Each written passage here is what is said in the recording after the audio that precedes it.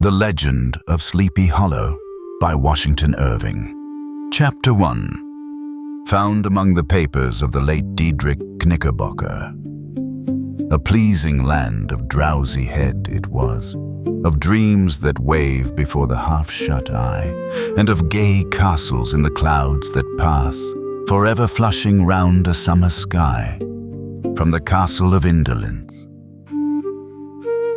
In the bosom of one of those spacious coves which indent the eastern shore of the Hudson, at that broad expansion of the river denominated by the ancient Dutch navigators the Tappan Zee, and where they always prudently shortened sail and implored the protection of St. Nicholas when they crossed, there lies a small market town or rural port, which by some is called Greensburg, but which is more generally and properly known by the name of Terry Town. This name was given, we are told, in former days, by the good housewives of the adjacent country from the inveterate propensity of their husbands to linger about the village tavern on market days. Be that as it may, I do not vouch for the fact, but merely advert to it for the sake of being precise and authentic. Not far from this village, perhaps about 2 miles, there is a little valley, or rather lap of land, among high hills, which is one of the quietest places in the whole world. A small brook glides through it, with just murmur enough to lull one to repose, and the occasional whistle of a quail or tapping of a woodpecker is almost the only sound that ever breaks in upon the uniform tranquility. I recollect that when a stripling, my first exploit in squirrel shooting was in a grove of tall walnut trees that shades one side of the valley. I had wandered into it at noontime, when all nature is peculiarly quiet, and was startled by the roar of my own gun as it broke the Sabbath stillness around and was prolonged and reverberated by the angry echoes.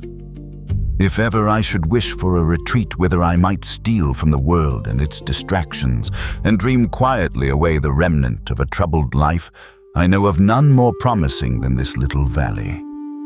From the listless repose of the place and the peculiar character of its inhabitants, who are descendants from the original Dutch settlers, this sequestered glen has long been known by the name of Sleepy Hollow, and its rustic lads are called the Sleepy Hollow Boys throughout all the neighboring country.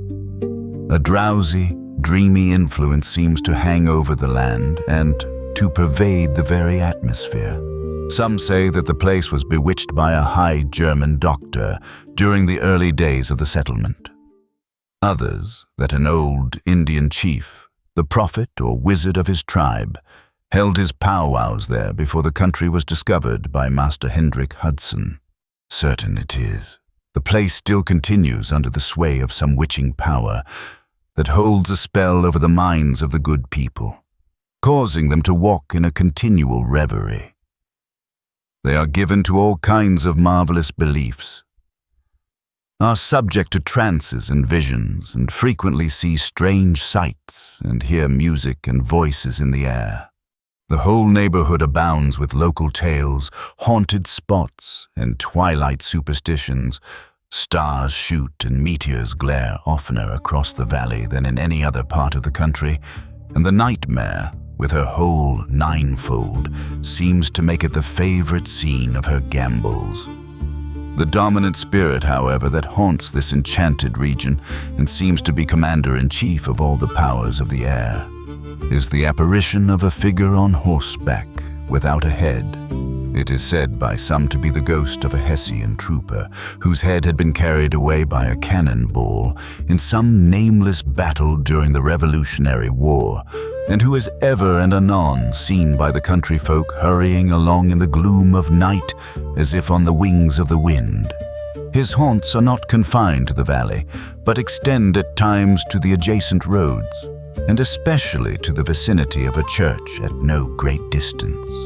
Indeed, certain of the most authentic historians of those parts, who have been careful in collecting and collating the floating facts concerning this spectre, allege that the body of the trooper having been buried in the churchyard, the ghost rides forth to the scene of battle in nightly quest of his head.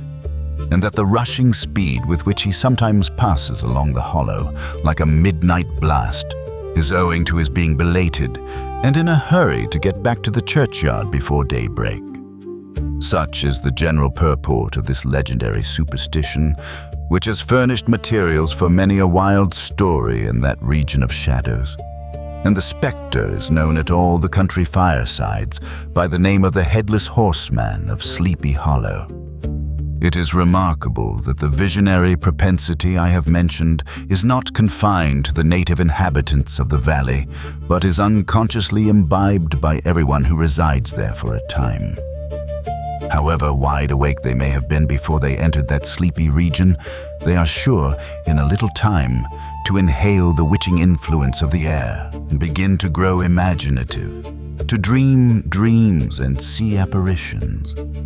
I mention this peaceful spot with all possible laud, for it is in such little retired Dutch valleys, found here and there embosomed in the great state of New York, that population, manners, and customs remain fixed, while the great torrent of migration and improvement, which is making such incessant changes in other parts of this restless country, sweeps by them unobserved.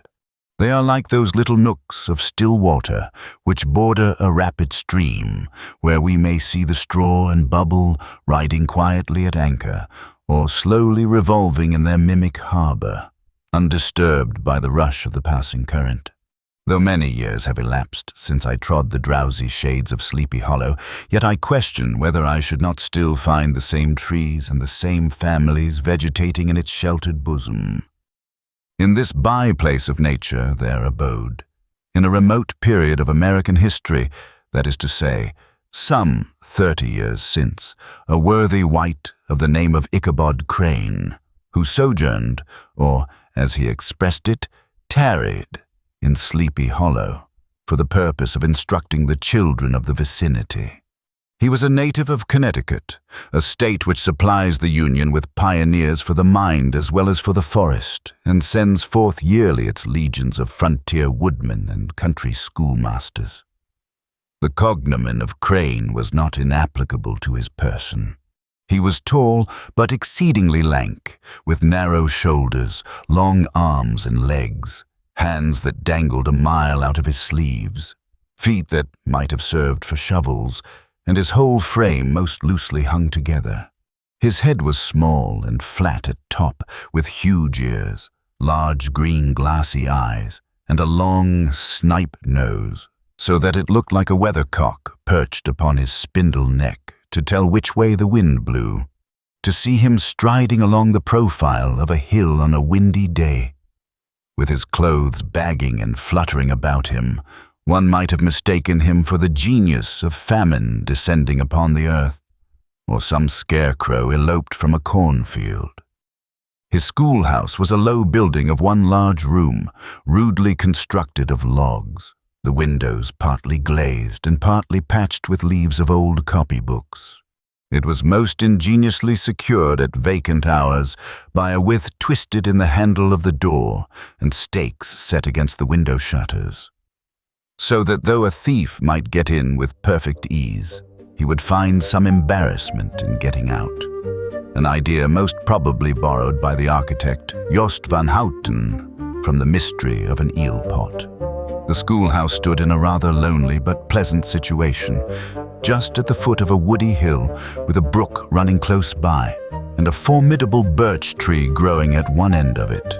From hence, the low murmur of his pupils' voices, conning over their lessons, might be heard in a drowsy summer's day, like the hum of a beehive, interrupted now and then by the authoritative voice of the master, in the tone of menace or command, or peradventure by the appalling sound of the birch, as he urged some tardy loiterer along the flowery path of knowledge. Truth to say, he was a conscientious man, and ever bore in mind the golden maxim, spare the rod and spoil the child. Ichabod Crane's scholars certainly were not spoiled. I would not have it imagined, however, that he was one of those cruel potentates of the school who joy in the smart of their subjects. On the contrary, he administered justice with discrimination rather than severity, taking the burden off the backs of the weak and laying it on those of the strong. Your mere puny stripling that winced at the least flourish of the rod was passed by with indulgence.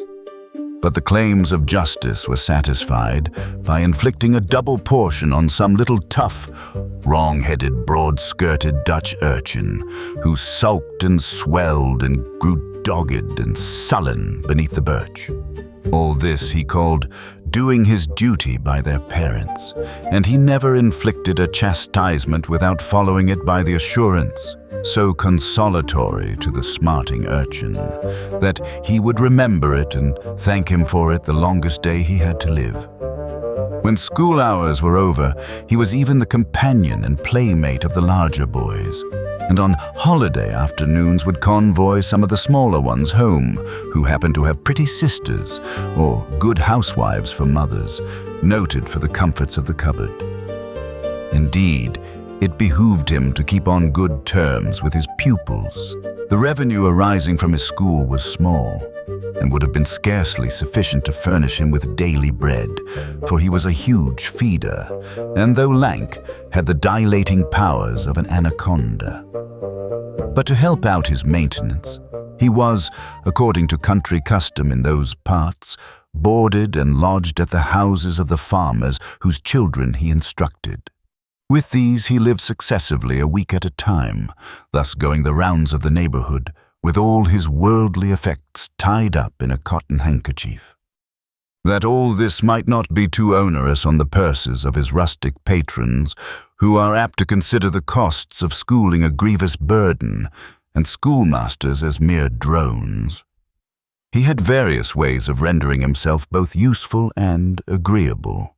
He assisted the farmers occasionally in the lighter labors of their farms, helped to make hay, mended the fences, took the horses to water, drove the cows, pasture, and cut wood for the winter fire. He laid aside, too, all the dominant dignity and absolute sway with which he lorded it in his little empire, the school, and became wonderfully gentle and ingratiating.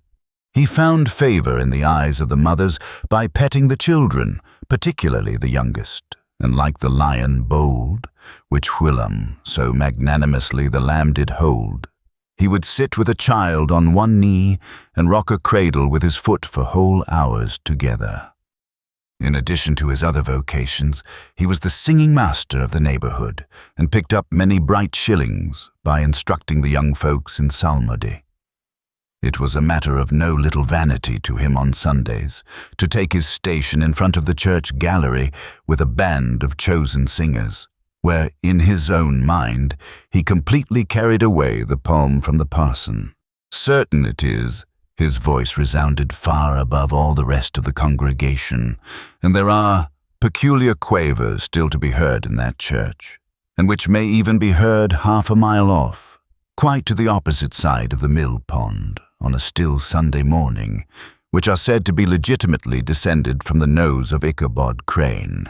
Thus, by divers little makeshifts, in that ingenious way which is commonly denominated by hook and by crook, the worthy pedagogue got on tolerably enough, and was thought, by all who understood nothing of the labor of headwork, to have a wonderfully easy life of it.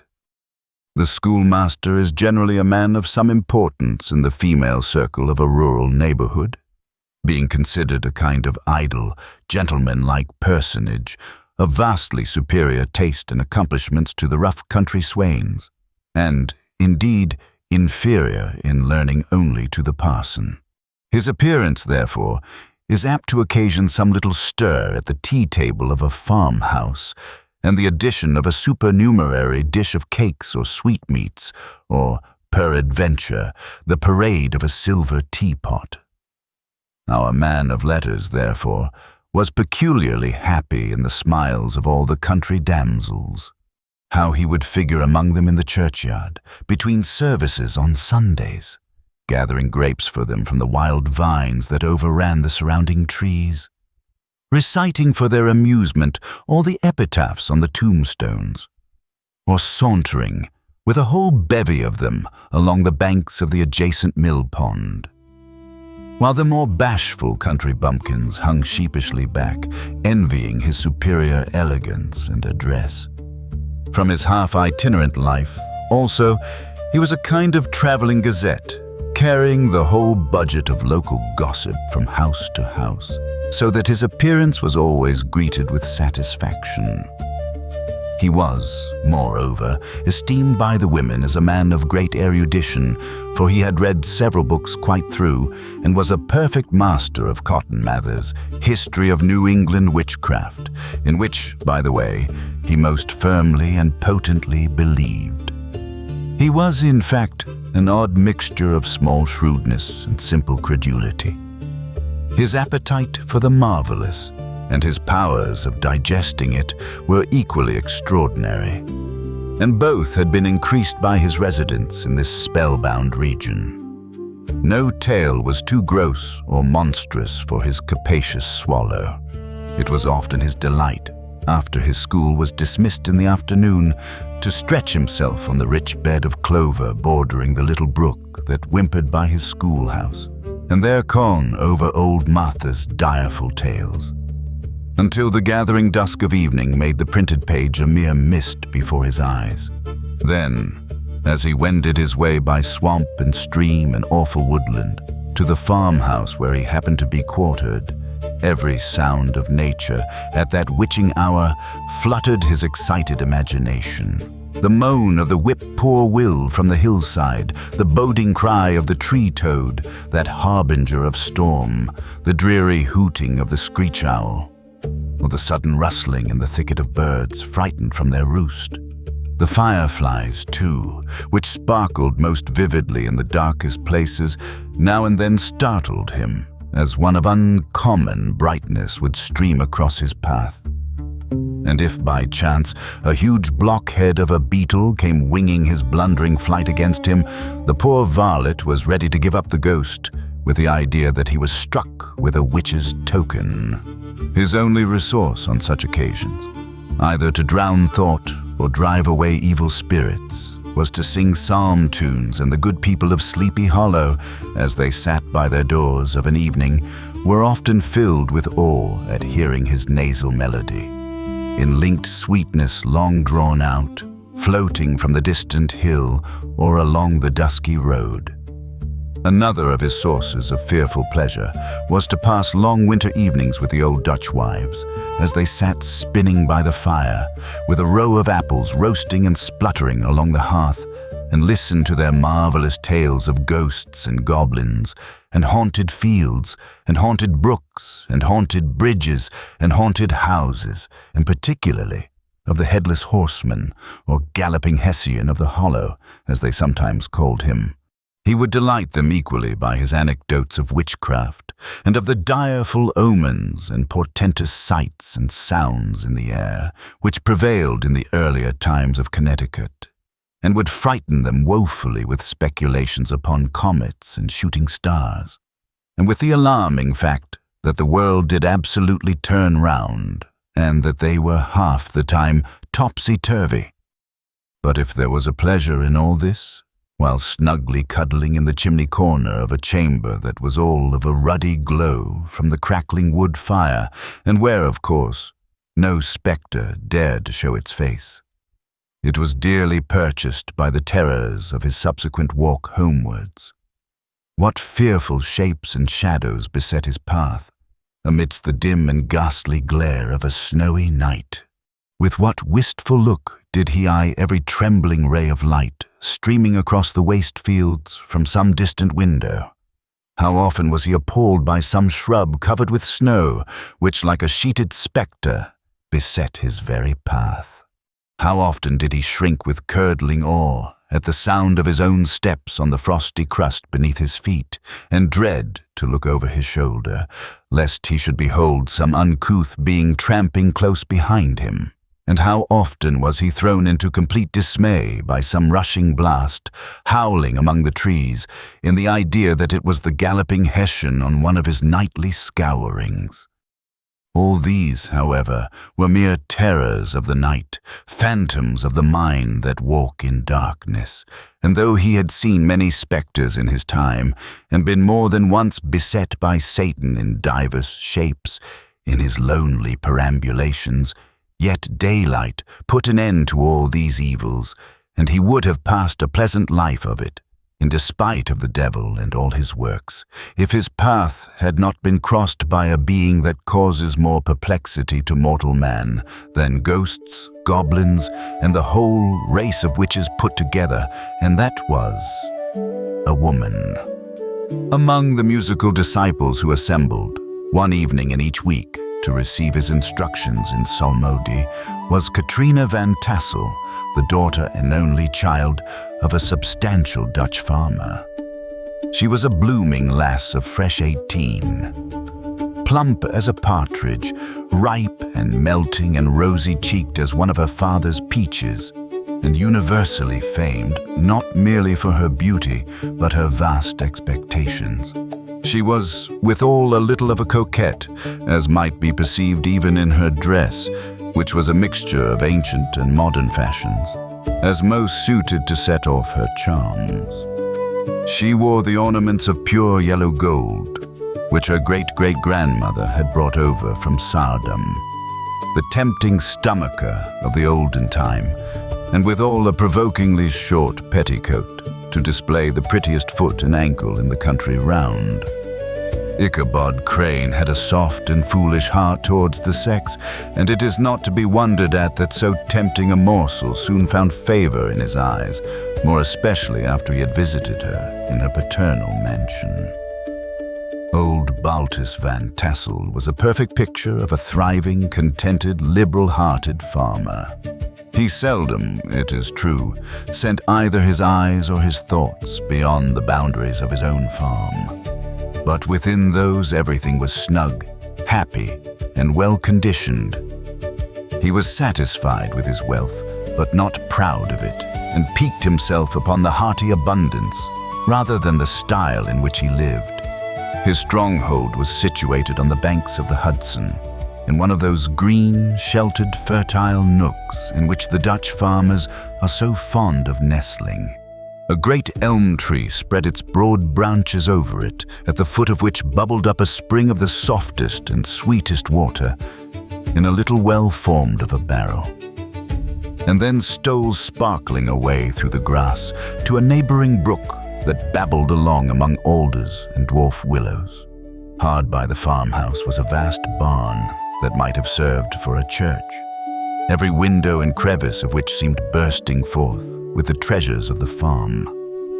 The flail was busily resounding within it from morning to night. Swallows and martins skimmed twittering about the eaves, and rows of pigeons, some with one eye turned up, as if watching the weather, some with their heads under their wings or buried in their bosoms, and others swelling and cooing and bowing about their dames, were enjoying the sunshine on the roof. Sleek, unwieldy porkers were grunting in the repose and abundance of their pens, from whence sallied forth, now and then, troops of sucking pigs, as if to snuff the air. A stately squadron of snowy geese were riding in an adjoining pond, convoying whole fleets of ducks.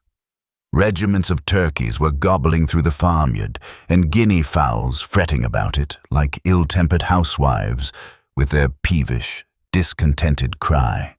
Before the barn door strutted the gallant cock, that pattern of a husband, a warrior, and a fine gentleman, clapping his burnished wings and crowing in the pride and gladness of his heart, sometimes tearing up the earth with his feet, and then generously calling his ever-hungry family of wives and children to enjoy the rich morsel which he had discovered. The pedagogue's mouth watered as he looked upon this sumptuous promise of luxurious winter fare. In his devouring mind's eye, he pictured to himself every roasting pig running about with a pudding in his belly and an apple in his mouth. The pigeons were snugly put to bed in a comfortable pie and tucked in with a coverlet of crust. The geese were swimming in their own gravy, and the ducks pairing cosily in dishes, like snug married couples with a decent competency of onion sauce. In the porkers, he saw carved out the future sleek side of bacon and juicy relishing ham.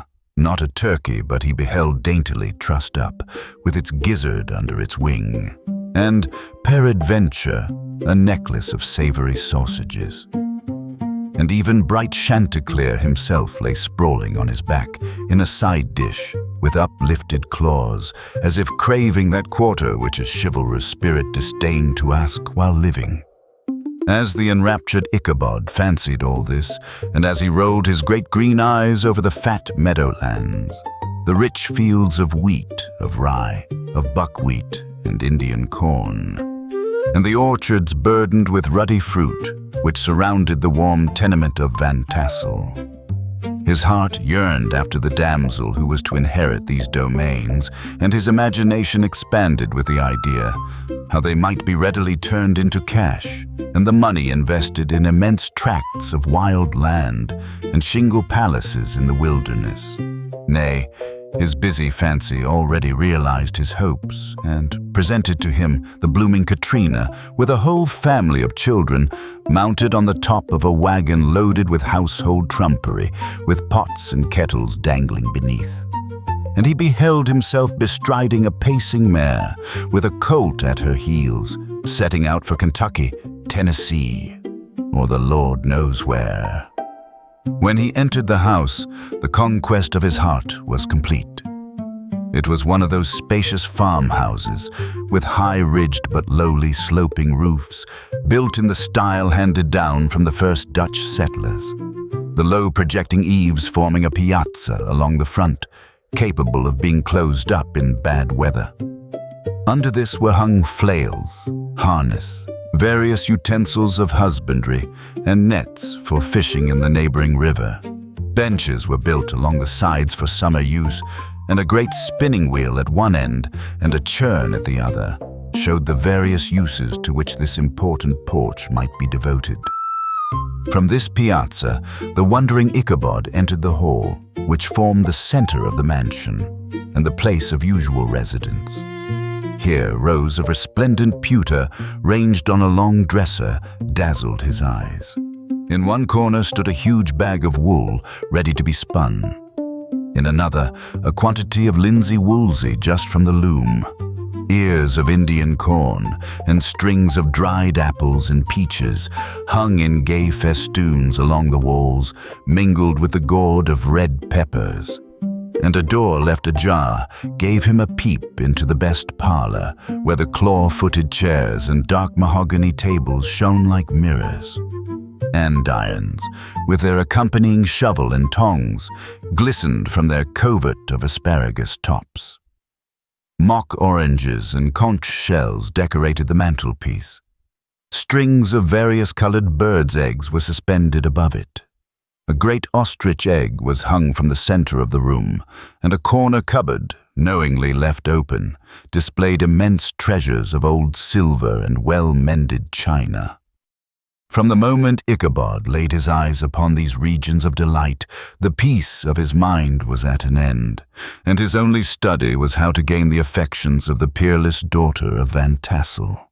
In this enterprise, however, he had more real difficulties than generally fell to the lot of a knight-errant of yore, who seldom had anything but giants, enchanters, fiery dragons, and such like easily conquered adversaries to contend with, and had to make his way merely through gates of iron and brass, and walls of adamant to the castle keep, where the lady of his heart was confined. All which he achieved as easily as a man would carve his way to the center of a Christmas pie. And then the lady gave him a hand as a matter of course.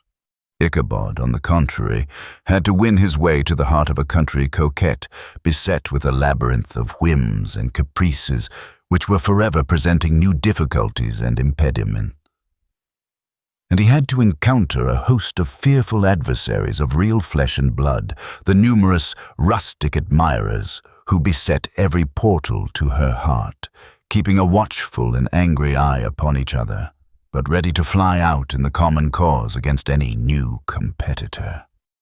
Among these, the most formidable was a burly, roaring, roistering blade of the name of Abraham, or, according to the Dutch abbreviation, Brom van Brunt, the hero of the country round, which rang with his feats of strength and hardihood.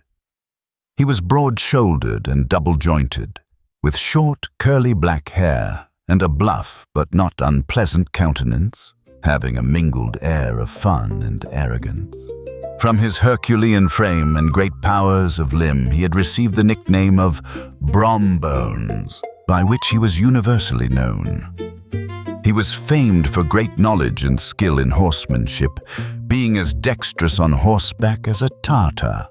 He was foremost at all races and cockfights, and with the ascendancy which bodily strength always acquires in rustic life, was the umpire in all disputes, setting his hat on one side, and giving his decisions with an air and tone that admitted of no gainsay or appeal.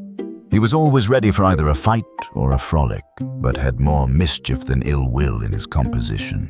And with all his overbearing roughness, there was a strong dash of waggish good humor at bottom. He had 3 or 4 boon companions who regarded him as their model, and at the head of whom he scoured the country, attending every scene of feud or merriment for miles round. In cold weather, he was distinguished by a fur cap, surmounted with a flaunting fox's tail. And when the folks at a country gathering descried this well-known crest at a distance, whisking about among a squad of hard riders, they always stood by for a squall. Sometimes his crew would be heard dashing along past the farmhouses at midnight, with whoop and halloo, like a troop of Don Cossacks. And the old dames, startled out of their sleep, would listen for a moment till the hurry-scurry had clattered by, and then exclaim, "Aye, there goes Brombones and his gang." The neighbors looked upon him with a mixture of awe, admiration, and goodwill. And when any madcap prank or rustic brawl occurred in the vicinity, always shook their heads and warranted Brombones was at the bottom of it. This rantipole hero had for some time singled out the blooming Katrina for the object of his uncouth gallantries, and though his amorous toyings were something like the gentle caresses and endearments of a bear, yet it was whispered that she did not altogether discourage his hopes. Certain it is, his advances were signals for rival candidates to retire, who felt no inclination to cross a lion in his amours. Insomuch that when his horse was seen tied to Van Tassel's paling on a Sunday night, a sure sign that his master was courting, or, as it is termed, sparking, within, all other suitors passed by in despair and carried the war into other quarters. Such was the formidable rival with whom Ichabod Crane had to contend, and, considering all things, a stouter man than he would have shrunk from the competition, and a wiser man would have despaired. He had, however, a happy mixture of pliability and perseverance in his nature. He was in form and spirit like a supplejack, yielding but tough. Though he bent, he never broke. And though he bowed beneath the slightest pressure, yet the moment it was away, jerk, he was as erect and carried his head as high as ever. To have taken the field openly against his rival would have been madness, for he was not a man to be thwarted in his amours, any more than that stormy lover, Achilles. Ichabod, therefore, made his advances in a quiet and gently insinuating manner. Under cover of his character of singing master, he made frequent visits at the farmhouse. Not that he had anything to apprehend from the meddlesome interference of parents, which is so often a stumbling block in the path of lovers. Balt Van Tassel was an easy, indulgent soul. He loved his daughter better even than his pipe, and, like a reasonable man and an excellent father, let her have her way in everything. His notable little wife, too, had enough to do to attend to her housekeeping and manage her poultry, for, as she sagely observed, ducks and geese are foolish things and must be looked after, but girls can take care of themselves. Thus, while the busy dame bustled about the house or plied her spinning wheel at one end of the piazza, honest Balt would sit smoking his evening pipe at the other, watching the achievements of a little wooden warrior who, armed with a sword in each hand, was most valiantly fighting the wind on the pinnacle of the barn. In the meantime, Ichabod would carry on his suit with a daughter by the side of the spring under the great elm, or sauntering along in the twilight, that hour so favorable to the lover's eloquence. I profess not to know how women's hearts are wooed and won. To me they have always been matters of riddle and admiration. Some seem to have but one vulnerable point or door of access, while others have 1,000 avenues and may be captured in 1,000 different ways. It is a great triumph of skill to gain the former, but a still greater proof of generalship to maintain possession of the latter, for man must battle for his fortress at every door and window. He who wins 1,000 common hearts is therefore entitled to some renown, but he who keeps undisputed sway over the heart of a coquette is indeed a hero. Certain it is, this was not the case with the redoubtable Brom Bones. And from the moment Ichabod Crane made his advances, the interest of the former evidently declined. His horse was no longer seen tied to the palings on Sunday nights, and a deadly feud gradually arose between him and the preceptor of Sleepy Hollow. Brom, who had a degree of rough chivalry in his nature, would fain have carried matters to open warfare, and have settled their pretensions to the lady, according to the mode of those most concise and simple reasoners, the knights-errant of yore, by single combat. But Ichabod was too conscious of the superior might of his adversary to enter the lists against him. He had overheard a boast of Bones that he would double the schoolmaster up and lay him on a shelf of his own schoolhouse, and he was too wary to give him an opportunity. There was something extremely provoking in this obstinately pacific system. It left Brom no alternative but to draw upon the funds of rustic waggery in his disposition, and to play off boorish practical jokes upon his rival. Ichabod became the object of whimsical persecution to Bones and his gang of rough riders. They harried his hitherto peaceful domains, smoked out his singing school by stopping up the chimney, broke into the schoolhouse at night, in spite of its formidable fastenings of width and window stakes, and turned everything topsy-turvy, so that the poor schoolmaster began to think all the witches in the country held their meetings there. But what was still more annoying, Brom took all opportunities of turning him into ridicule in presence of his mistress, and had a scoundrel dog whom he taught to whine in the most ludicrous manner, and introduced as a rival of Ichabod's, to instruct her in psalmody. In this way matters went on for some time, without producing any material effect on the relative situations of the contending powers. On a fine autumnal afternoon, Ichabod, in pensive mood, sat enthroned on the lofty stool from whence he usually watched all the concerns of his little literary realm. In his hand he swayed a ferule, that scepter of despotic power. The birch of justice reposed on 3 nails behind the throne, a constant terror to evildoers, while on the desk before him might be seen sundry contraband articles and prohibited weapons, detected upon the persons of idle urchins, such as half-munched apples, pop-guns, whirligigs, fly-cages, and whole legions of rampant little paper gamecocks. Apparently there had been some appalling act of justice recently inflicted, for his scholars were all busily intent upon their books, or slyly whispering behind them with one eye kept upon the master. And a kind of buzzing stillness reigned throughout the schoolroom. It was suddenly interrupted by the appearance of a black man in tow-cloth jacket and trousers, a round-crowned fragment of a hat like the cap of Mercury, and mounted on the back of a ragged, wild, half-broken colt, which he managed with a rope by way of halter. He came clattering up to the school door with an invitation to Ichabod to attend a merrymaking or quilting frolic, to be held that evening at Mynheer Van Tassel's. And having delivered his message with that air of importance and effort at fine language which a black man is apt to display on petty embassies of the kind, he dashed over the brook and was seen scampering away up the hollow, full of the importance and hurry of his mission. All was now bustle and hubbub in the late quiet schoolroom. The scholars were hurried through their lessons without stopping at trifles.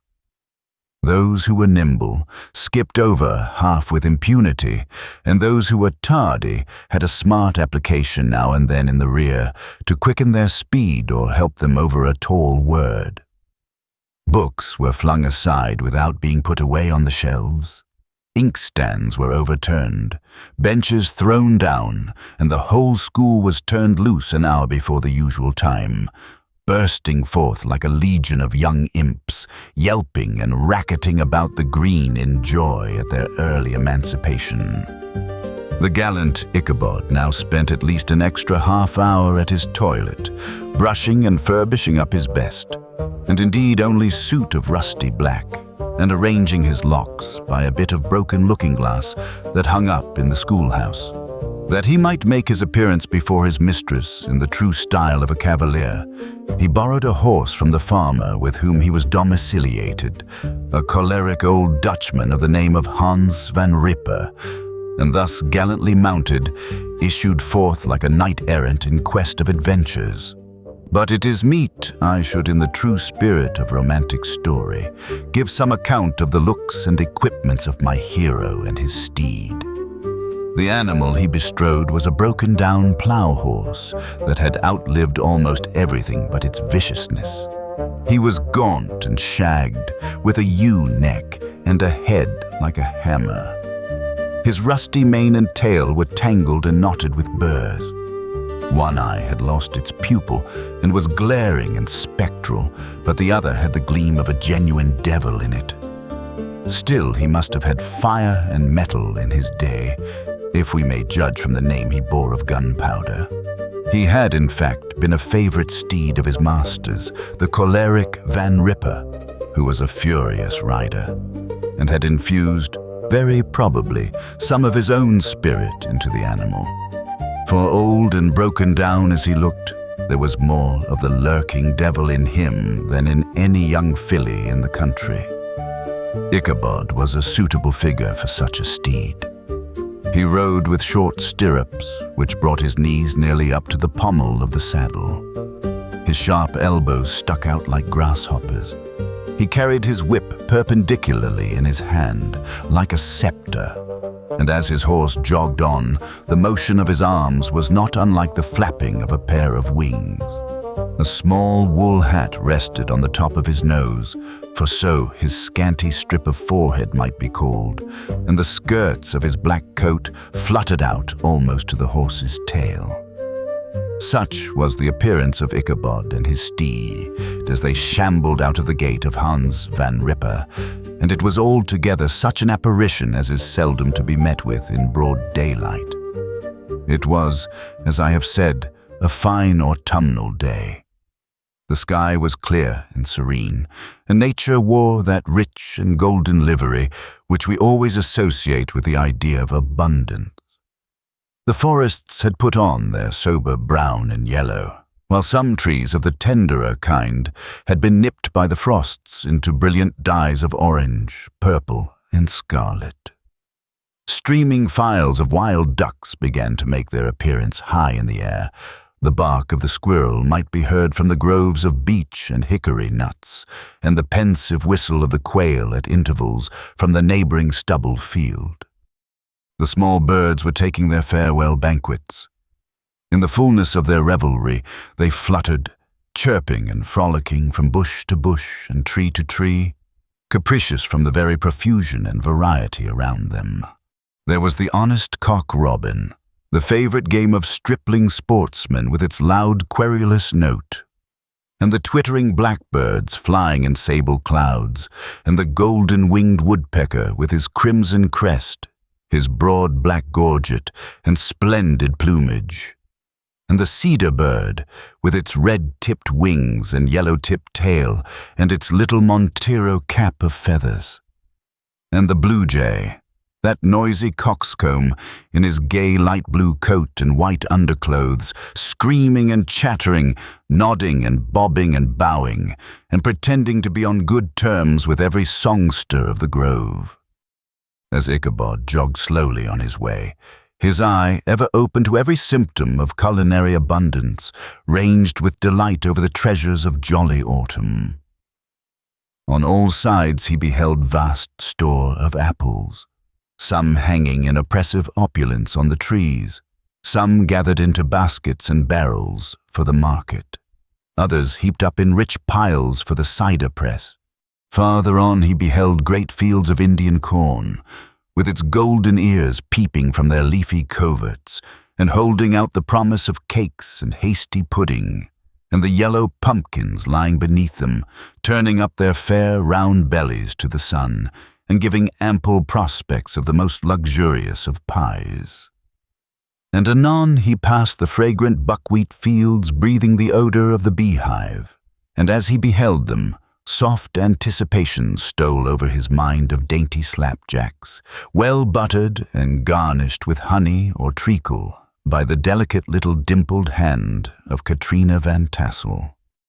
Thus, feeding his mind with many sweet thoughts and sugared suppositions, he journeyed along the sides of a range of hills which look out upon some of the goodliest scenes of the mighty Hudson. The sun gradually disk down in the west. The wide bosom of the Tappan Zee lay motionless and glassy, excepting that here and there a gentle undulation waved and prolonged the blue shadow of the distant mountain.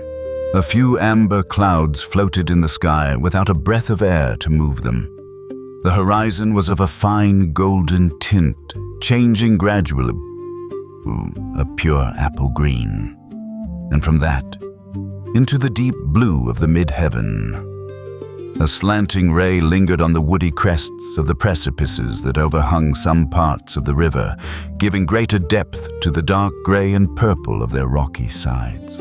A sloop was loitering in the distance, dropping slowly down with the tide, her sail hanging uselessly against the mast, and as the reflection of the sky gleamed along the still water, it seemed as if the vessel was suspended in the air. It was toward evening that Ichabod arrived at the castle of the Heer Van Tassel, which he found thronged with the pride and flower of the adjacent country. Old farmers, a spare, leathern-faced race, in homespun coats and breeches, blue stockings, huge shoes, and magnificent pewter buckles. Their brisk, withered little dames, in close-crimped caps, long-waisted short gowns, homespun petticoats with scissors and pin-cushions, and gay calico pockets hanging on the outside. Buxom lasses, almost as antiquated as their mothers, excepting where a straw hat, a fine ribbon, or perhaps a white frock gave symptoms of city innovation.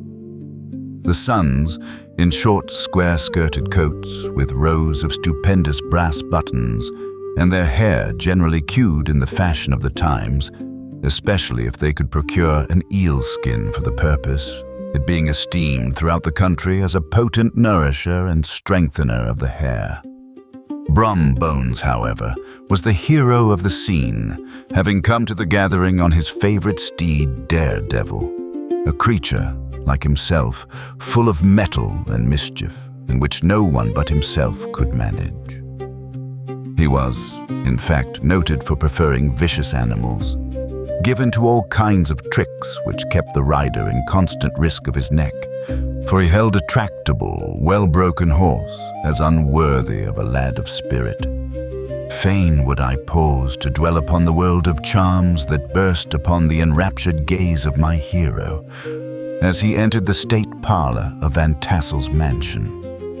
Not those of the bevy of buxom lasses, with their luxurious display of red and white, but the ample charms of a genuine Dutch country tea table in the sumptuous time of autumn.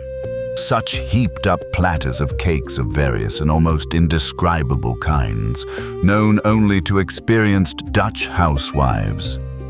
There was the doughty donut, the tender olie koek, and the crisp and crumbling cruller, Sweet cakes and shortcakes, ginger cakes and honey cakes, and the whole family of cakes. And then there were apple pies, and peach pies, and pumpkin pies, besides slices of ham and smoked beef, and moreover delectable dishes of preserved plums and peaches and pears and quinces, not to mention broiled shad and roasted chickens, together with bowls of milk and cream, all mingled higgledy-piggledy, pretty much as I have enumerated them, with the motherly teapot sending up its clouds of vapor from the midst. Heaven bless the mark. I want breath and time to discuss this banquet as it deserves, and am too eager to get on with my story. Happily, Ichabod Crane was not in so great a hurry as his historian, but did ample justice to every dainty. He was a kind and thankful creature, whose heart dilated in proportion as his skin was filled with good cheer, and whose spirits rose with eating, as some men's do with drink. He could not help, too, rolling his large eyes round him as he ate, and chuckling with the possibility that he might one day be lord of all this scene of almost unimaginable luxury and splendor. Then, he thought, how soon he'd turn his back upon the old schoolhouse, snap his fingers in the face of Hans van Ripper and every other niggardly patron, and kick any itinerant pedagogue out of doors that should dare to call him comrade.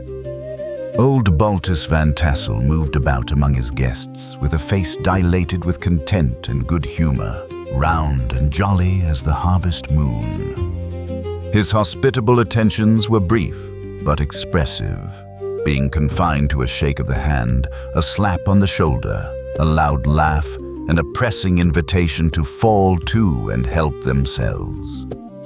And now the sound of the music from the common room or hall summoned to the dance.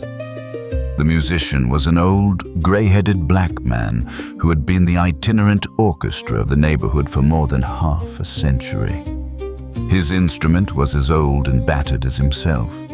The greater part of the time he scraped on 2 or 3 strings, accompanying every movement of the bow with a motion of the head, bowing almost to the ground and stamping with his foot whenever a fresh couple were to start. Ichabod prided himself upon his dancing as much as upon his vocal powers. Not a limb, not a fiber about him was idle. And to have seen his loosely hung frame in full motion and clattering about the room, you would have thought St. Vitus himself, that blessed patron of the dance, was figuring before you in person. He was the admiration of all the black people, who, having gathered, of all ages and sizes, from the farm and the neighborhood, stood forming a pyramid of shining black faces at every door and window, gazing with delight at the scene, rolling their white eyeballs, and showing grinning rows of ivory from ear to ear. How could the flogger of urchins be otherwise than animated and joyous? The lady of his heart was his partner in the dance, and smiling graciously in reply to all his amorous oglings, while Brom Bones, sorely smitten with love and jealousy, sat brooding by himself in one corner. When the dance was at an end, Ichabod was attracted to a knot of the sager folks, who, with old Van Tassel, sat smoking at one end of the piazza, gossiping over former times and drawing out long stories about the war. This neighborhood, at the time of which I am speaking, was one of those highly favored places which abound with chronicle and great men. The British and American line had run near it during the war. It had therefore been the scene of marauding and infested with refugees, cowboys, and all kinds of border chivalry. Just sufficient time had elapsed to enable each storyteller to dress up his tale with a little becoming fiction and, in the indistinctness of his recollection, to make himself the hero of every exploit. There was the story of Dofue Martling, a large blue-bearded Dutchman who had nearly taken a British frigate with an old iron 9-pounder from a mud breastwork, only that his gun burst at the 6th discharge. And there was an old gentleman who shall be nameless, being too rich a mine here to be lightly mentioned, who in the Battle of White Plains, being an excellent master of defense, parried a musket ball with a small sword, insomuch that he absolutely felt it whiz round the blade and glance off at the hilt, in proof of which he was ready at any time to show the sword, with the hilt a little bent. There were several more that had been equally great in the field, not one of whom but was persuaded that he had a considerable hand in bringing the war to a happy termination. But all these were nothing to the tales of ghosts and apparitions that succeeded. The neighborhood is rich in legendary treasures of the kind. Local tales and superstitions thrive best in these sheltered, long-settled retreats, but are trampled underfoot by the shifting throng that forms the population of most of our country places. Besides, there is no encouragement for ghosts in most of our villages, for they have scarcely had time to finish their first nap and turn themselves in their graves before their surviving friends have traveled away from the neighborhood, so that when they turn out at night to walk their rounds, they have no acquaintance left to call upon. This is perhaps the reason why we so seldom hear of ghosts except in our long-established Dutch communities.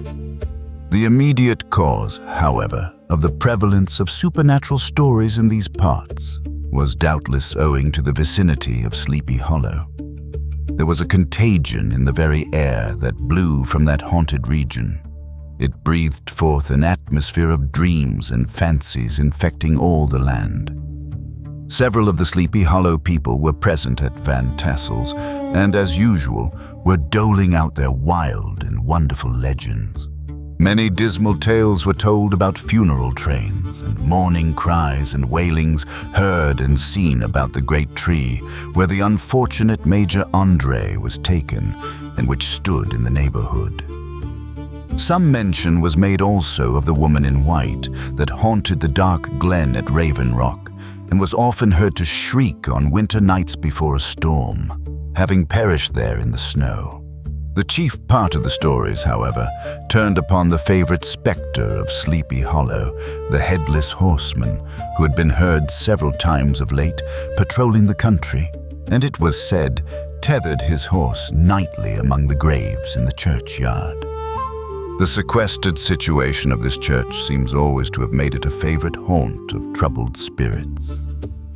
It stands on a knoll, surrounded by locust trees and lofty elms, from among which its decent, whitewashed walls shine modestly forth, like Christian purity beaming through the shades of retirement.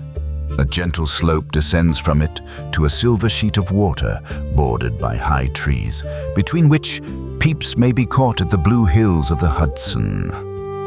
To look upon its grass-grown yard, where the sunbeams seem to sleep so quietly, one would think that there at least the dead might rest in peace. On one side of the church extends a wide woody dell, along which raves a large brook among broken rocks and trunks of fallen trees. Over a deep black part of the stream, not far from the church, was formerly thrown a wooden bridge. The road that led to it and the bridge itself were thickly shaded by overhanging trees, which cast a gloom about it even in the daytime, but occasioned a fearful darkness at night.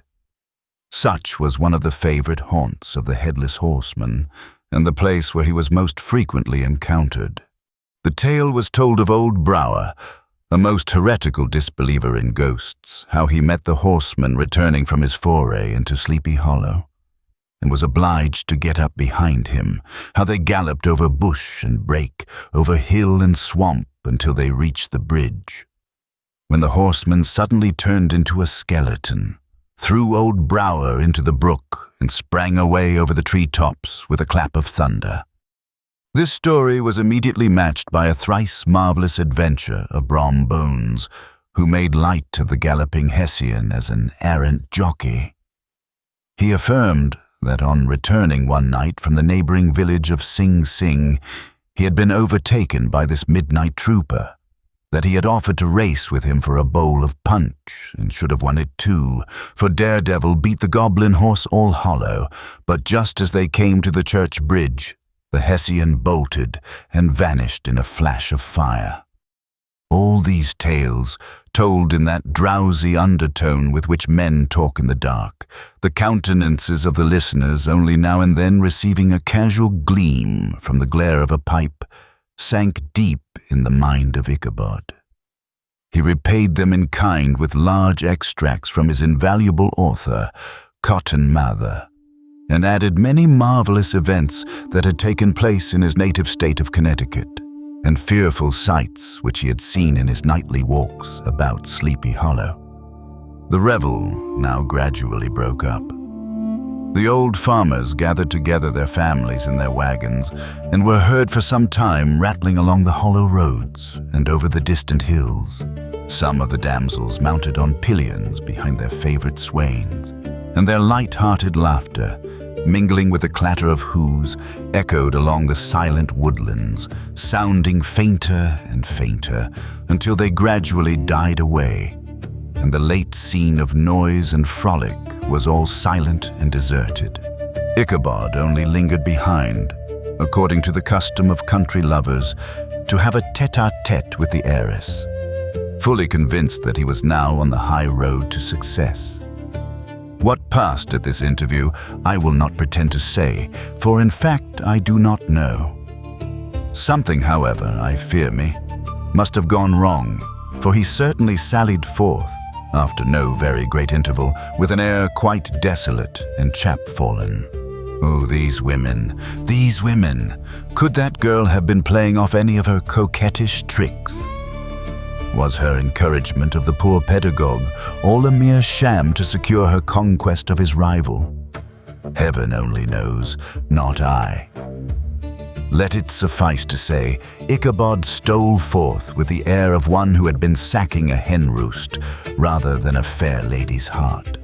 Without looking to the right or left to notice the scene of rural wealth on which he had so often gloated, he went straight to the stable, and with several hearty cuffs and kicks roused his steed most uncourteously from the comfortable quarters in which he was soundly sleeping, dreaming of mountains of corn and oats and whole valleys of timothy and clover. It was the very witching time of night that Ichabod, heavy-hearted and crestfallen, pursued his travels homewards, along the sides of the lofty hills which rise above Tarrytown, and which he had traversed so cheerily in the afternoon. The hour was as dismal as himself. Far below him the Tappan Zee spread its dusky and indistinct waste of waters, with here and there the tall mast of a sloop, riding quietly at anchor under the land.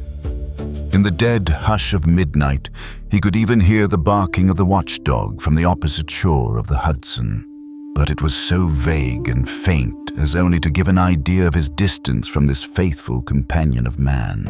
Now and then, too, the long-drawn crowing of a cock, accidentally awakened, would sound far, far off from some farmhouse away among the hills.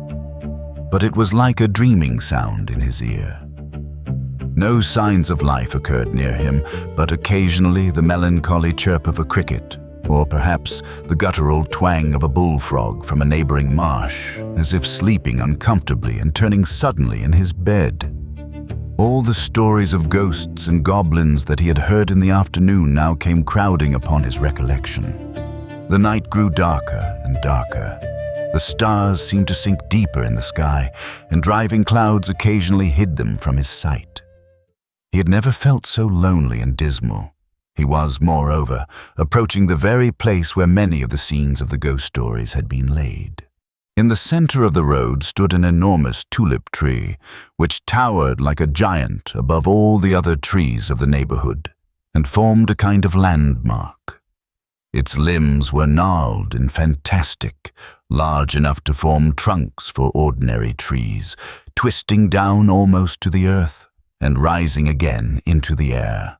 It was connected with the tragical story of the unfortunate André, who had been taken prisoner hard by, and was universally known by the name of Major André's tree. The common people regarded it with a mixture of respect and superstition, partly out of sympathy for the fate of its ill-starred namesake, and partly from the tales of strange sights and doleful lamentations told concerning it. As Ichabod approached this fearful tree, he began to whistle. He thought his whistle was answered. It was but a blast, sweeping sharply through the dry branches. As he approached a little nearer, he thought he saw something white hanging in the midst of the tree. He paused and ceased whistling, but, on looking more narrowly, perceived that it was a place where the tree had been scathed by lightning, and the white wood laid bare. Suddenly he heard a groan. His teeth chattered, and his knees smote against the saddle. It was but the rubbing of one huge bough upon another as they were swayed about by the breeze. He passed the tree in safety, but new perils lay before him. About 200 yards from the tree, a small brook crossed the road and ran into a marshy and thickly wooded glen, known by the name of Wiley's Swamp. A few rough logs, laid side by side, served for a bridge over this stream. On that side of the road where the brook entered the wood, a group of oaks and chestnuts, matted thick with wild grapevines, threw a cavernous gloom over it. To pass this bridge was the severest trial. It was at this identical spot that the unfortunate André was captured, and under the covert of those chestnuts and vines were the sturdy yeomen concealed who surprised him. This has ever since been considered a haunted stream, and fearful are the feelings of the schoolboy who has to pass it alone after dark. As he approached the stream, his heart began to thump.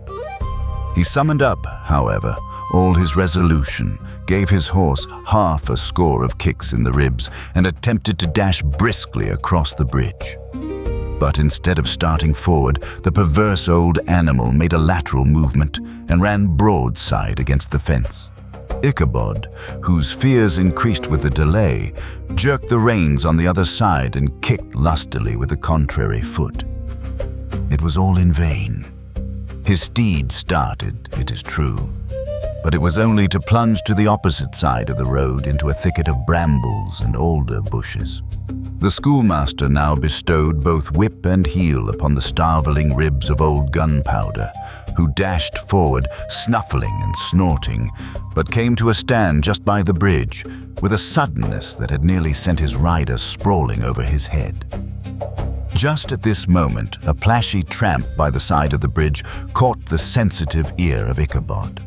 In the dark shadow of the grove, on the margin of the brook, he beheld something huge, misshapen and towering. It stirred not, but seemed gathered up in the gloom, like some gigantic monster ready to spring upon the traveler. The hair of the affrighted pedagogue rose upon his head with terror. What was to be done? To turn and fly was now too late. And besides, what chance was there of escaping ghost or goblin, if such it was, which could ride upon the wings of the wind? Summoning up, therefore, a show of courage, he demanded in stammering accents, "Who are you?" He received no reply. He repeated his demand in a still more agitated voice. Still there was no answer. Once more he cudgeled the sides of the inflexible Gunpowder, and, shutting his eyes, broke forth with involuntary fervor into a psalm tune. Just then the shadowy object of alarm put itself in motion, and with a scramble and a bound stood at once in the middle of the road. Though the night was dark and dismal, yet the form of the unknown might now in some degree be ascertained. He appeared to be a horseman of large dimensions, and mounted on a black horse of powerful frame. He made no offer of molestation or sociability, but kept aloof on one side of the road, jogging along on the blind side of old Gunpowder, who had now got over his fright and waywardness. Ichabod, who had no relish for this strange midnight companion, and bethought himself of the adventure of Brom Bones with the galloping Hessian, now quickened his steed in hopes of leaving him behind. The stranger, however, quickened his horse to an equal pace. Ichabod pulled up and fell into a walk, thinking to lag behind. The other did the same. His heart began to sink within him. He endeavored to resume his psalm tune, but his parched tongue clove to the roof of his mouth, and he could not utter a stave. There was something in the moody and dogged silence of this pertinacious companion that was mysterious and appalling. It was soon fearfully accounted for. On mounting a rising ground, which brought the figure of his fellow traveler in relief against the sky, gigantic in height and muffled in a cloak, Ichabod was horror-struck on perceiving that he was headless. But his horror was still more increased on observing that the head, which should have rested on his shoulders, was carried before him on the pommel of his saddle. His terror rose to desperation.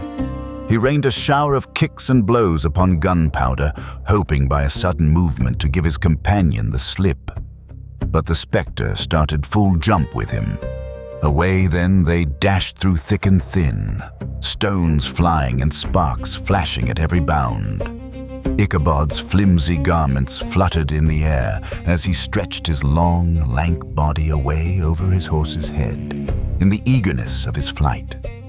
They had now reached the road which turns off to Sleepy Hollow, but Gunpowder, who seemed possessed with a demon, instead of keeping up it, made an opposite turn and plunged headlong downhill to the left.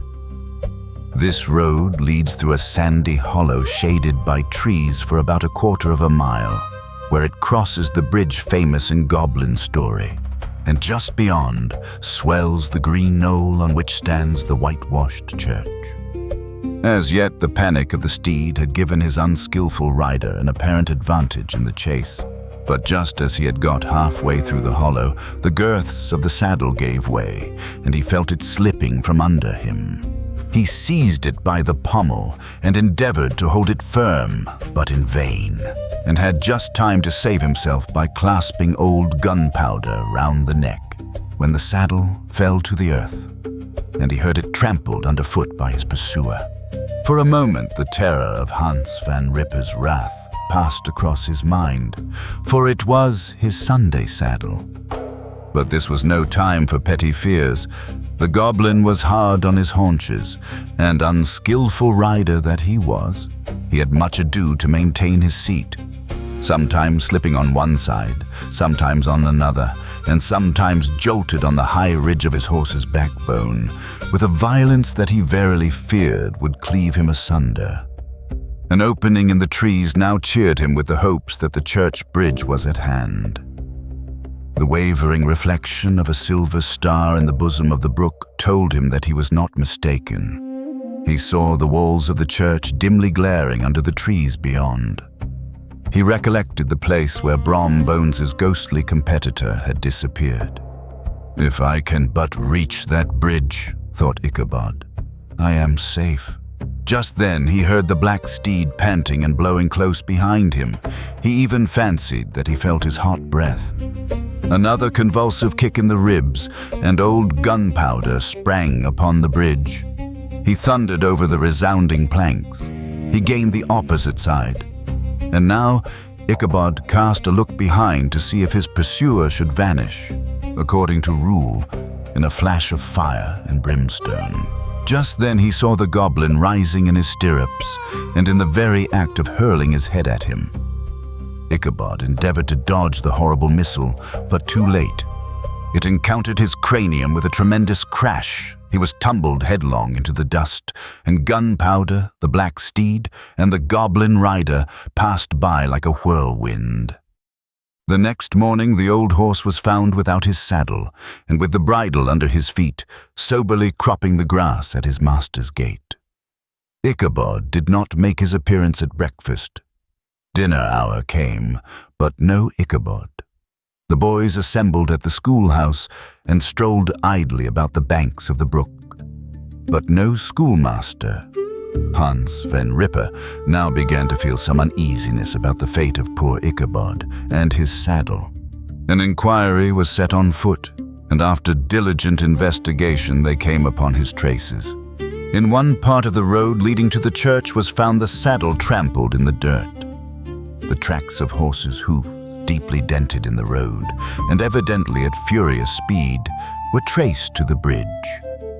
beyond which, on the bank of a broad part of the brook where the water ran deep and black, was found the hat of the unfortunate Ichabod, and close beside it a shattered pumpkin. The brook was searched, but the body of the schoolmaster was not to be discovered. Hans van Ripper, as executor of his estate, examined the bundle which contained all his worldly effects. They consisted of 2 shirts and a half, 2 stocks for the neck, a pair or 2 of worsted stockings, an old pair of corduroy small clothes, a rusty razor, a book of psalm tunes full of dog's ears, and a broken pitch pipe. As to the books and furniture of the schoolhouse, they belonged to the community, excepting Cotton Mather's History of Witchcraft, a New England almanac, and a book of dreams and fortune-telling, in which last was a sheet of foolscap much scribbled and blotted in several fruitless attempts to make a copy of verses in honor of the heiress of Van Tassel.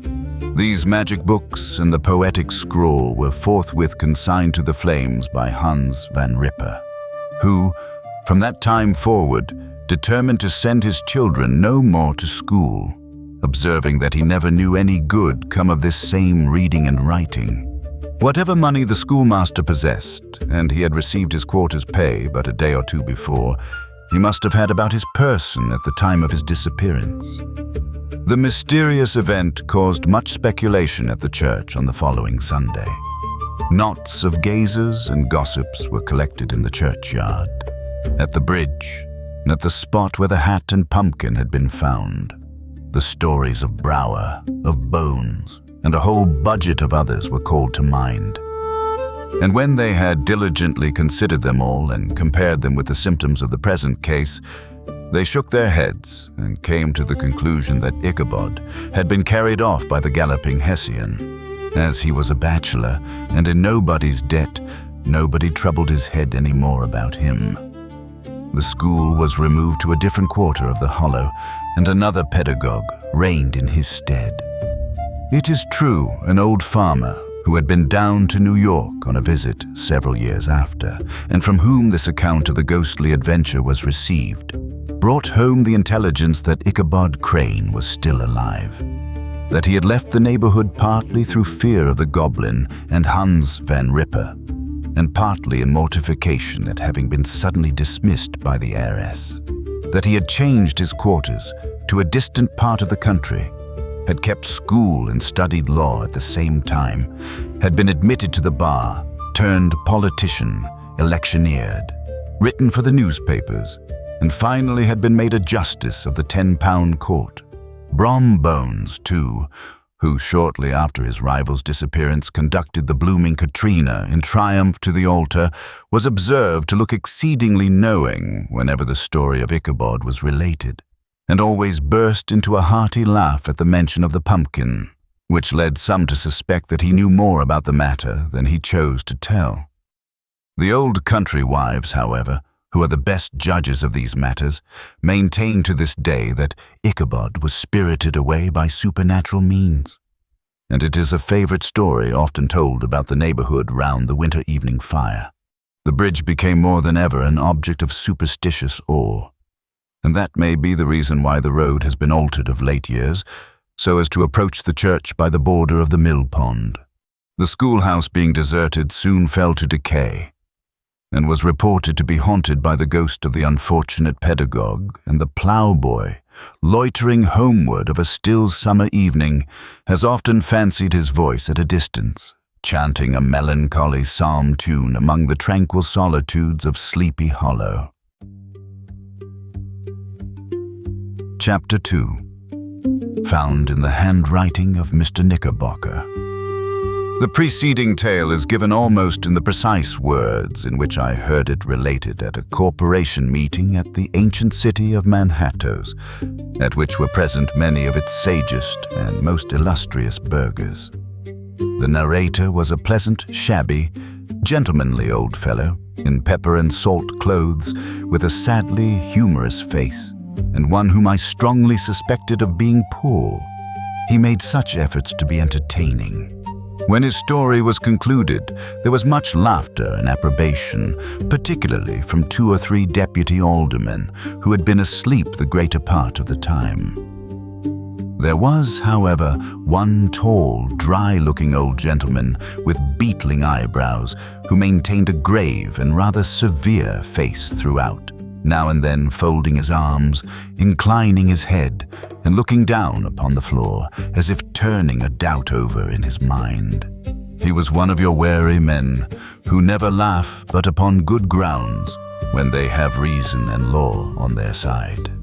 When the mirth of the rest of the company had subsided and silence was restored, he leaned one arm on the elbow of his chair and, sticking the other akimbo, demanded with a slight but exceedingly sage motion of the head and contraction of the brow, what was the moral of the story and what it went to prove. The storyteller, who was just putting a glass of wine to his lips as a refreshment after his toils, paused for a moment, looked at his inquirer with an air of infinite deference, and, lowering the glass slowly to the table, observed that the story was intended most logically to prove that there is no situation in life but has its advantages and pleasures, provided we will but take a joke as we find it. That therefore, he that runs races with goblin troopers is likely to have rough riding of it. Ergo, for a country schoolmaster to be refused the hand of a Dutch heiress is a certain step to high preferment in the state. The cautious old gentleman knit his brows tenfold closer after this explanation, being sorely puzzled by the ratiocination of the syllogism, while methought the one in pepper and salt eyed him with something of a triumphant leer. At length he observed that all this was very well, but still he thought the story a little on the extravagant. There were 1 or 2 points on which he had his doubts. "Faith, sir," replied the storyteller, "as to that matter, I don't believe one half of it myself. D.K.